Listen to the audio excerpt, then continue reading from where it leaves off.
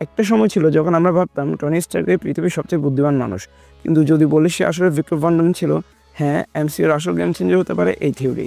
Doctor Doom is the real Tony Stark. এই নিয়ে আগেও আমি 3 পার্টের একটা থিওরি ভিডিও এক্সপ্লেন করেছি, আই বাটন থেকে দেখে নিতে পারেন ভিডিওগুলো। কিন্তু এর পিছনে আসলে কে রয়েছে? আসলে এর পিছনে একটাই নাম, হি হু রিমেন্স।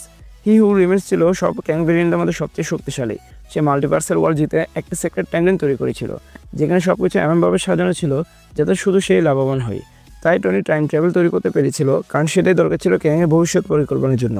কিন্তু কাজ শেষ হতে টনিকে মেরে ফেলা হয়, কারণ সে যদি বেঁচে থাকতো বুঝে ফেলতে কেউ তার জীবন নিয়ে খেলা করছে। এখানে আসে টুইস্ট। হি হু রিমেন্স আসলে ডুমকে টনির শরীরে বসে দিয়েছিল, মানে এমসির টনি ছিল ভিক্টর ভন ডুমেরই একটা রূপ। সিভিল ওয়ারের মধ্যে টনির অথরিটেরিয়ান মাইন্ডসেট, এজ অফ আল্ট্রনে তার কন্ট্রোল অফ অবসেশন, সব ছিল ডুমের প্রতিফলন। সে কখনো পিওর হিরো ছিল না, সে ছিল ডুমের ছায়া, যাকে পৃথিবীর সামনে আশা বা হিরো হিসেবে দেখানো হয়েছিল।